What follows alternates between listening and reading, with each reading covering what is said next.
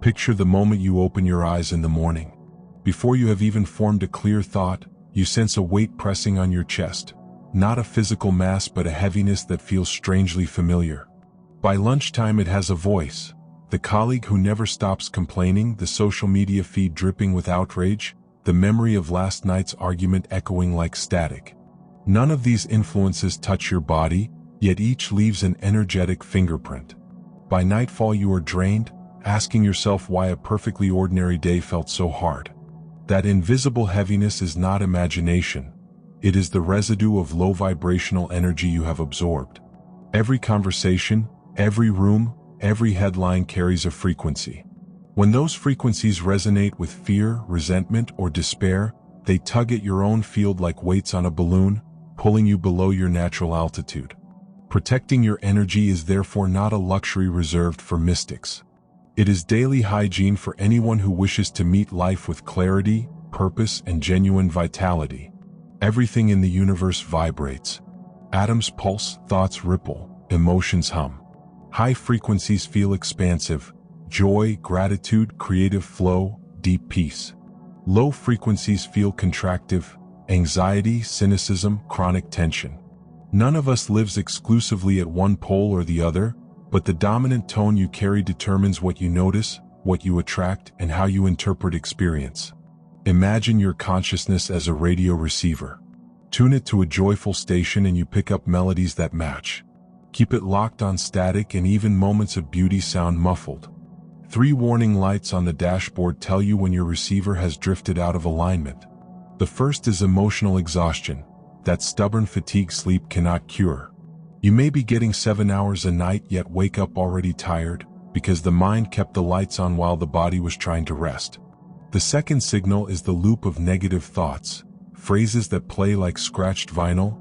Nothing ever works out, people always disappoint me, I'm running out of time. These loops are not harmless. They program the nervous system to scan for evidence that the story is true, turning ordinary challenges into confirmation of gloom. The third sign is disconnection. You move through your routine sensing a curtain between you and the world. Food tastes dull, music feels distant, conversation seems hollow. Disconnection tells you your signal is cutting out. The antidote begins with grounding. Step outside, remove your shoes, and let the soles of your feet rest on grass, soil, even cold concrete if that is all you have. The Earth's surface carries a subtle charge that stabilizes biological rhythms. Science calls it the Schumann resonance, ancient cultures call it being human. A few quiet minutes barefoot resets the circuitry that screens and releases ambient static. If bare ground is out of reach, visualize roots extending from your feet, threading through floorboards, pavement, and bedrock until they tap Earth's steady pulse.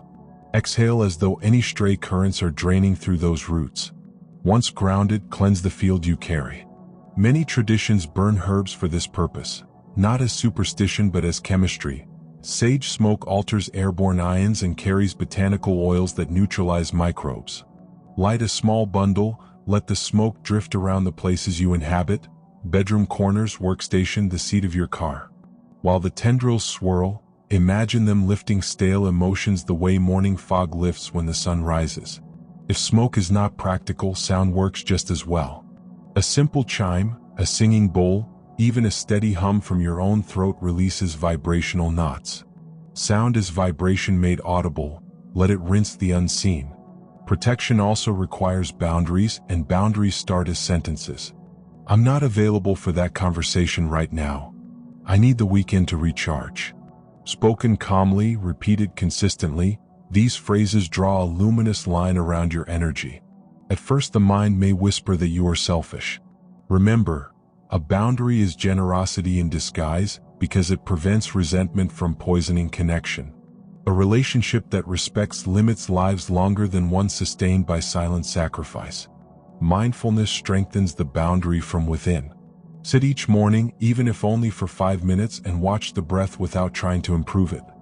Thoughts will barge in announcing tasks, memories, worries. Greet each one with the same neutrality you would offer passing clouds. The exercise is not to stop thought but to stop renting thought a room in your head. Over time the space between impulses widens, and in that space you recognize a quiet witness untouched by daily turbulence. The witness is your safest room. Visit it often until the door stays open. Physical nutrition anchors subtle practice in tangible matter. Food grown under sunlight and pulled from soil or sea carries the planet's original code.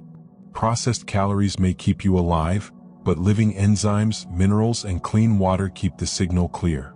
Likewise, movement, whether a brisk walk, dancing in the kitchen, or disciplined strength work, flushes stagnant chemistry from tissues and invites fresh oxygen into cells.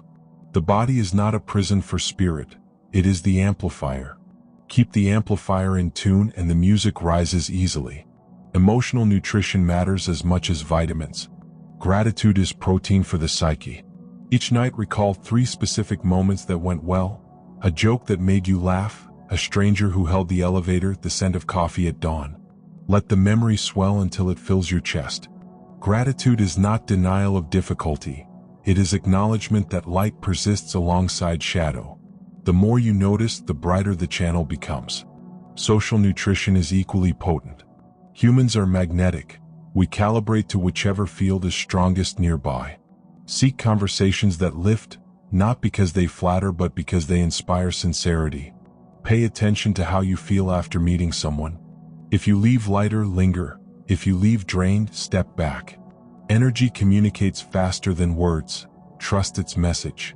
Bringing these practices together creates a shield that is less wall, more filter. Low vibrations may still knock, but they will not move in without permission.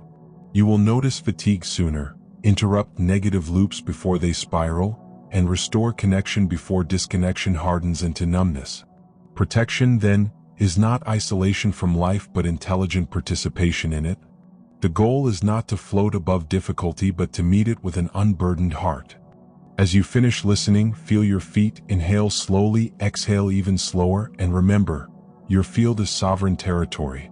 Guard it with grounding, cleanse it with sound or smoke, define it with boundaries, stabilize it with mindfulness, and nourish it with food, movement, gratitude, and uplifting company.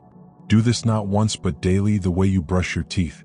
Your vibration will rise quietly, steadily, until heaviness no longer sticks. And when your energy is clear, you become a walking invitation for others to rise as well. A living proof that higher frequencies are not mythical realms but natural states awaiting our permission to return. Your next sunrise begins soon. Meet it with a field free of yesterday's static, and watch how life responds. Even when the outer world grows loud again, you can reinforce your field in real time. One of the simplest ways is digital hygiene. Before opening a news feed or group chat, pause for 2 conscious breaths and set an intention. I enter this space as an observer. I will not absorb what does not serve. The sentence does not block information. It instructs your subconscious to sort signal from noise. If a headline spikes your pulse, exhale through the mouth as though blowing dust off a mirror. This brief vent prevents the jolt from lodging in your tissues. At day's end, invert the ritual. Power down every screen at least 30 minutes before sleep, then run a mental broom through the rooms of memory.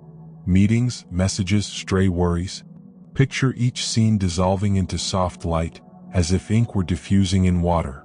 What is diffused will not hard set overnight. Another layer of protection is the luminous cloak. Close your eyes, feel the weight of your spine, and imagine a fine mist rising from the earth, swirling around your feet, climbing until it forms a translucent sphere that fits just beyond the reach of your fingertips. The mist condenses into a membrane, porous to nourishment, impermeable to harm. Each inhale brightens the membrane. Each exhale pushes static outward until it flakes away like ash. When you step into a crowded subway or tense office, recall the cloak for a split second.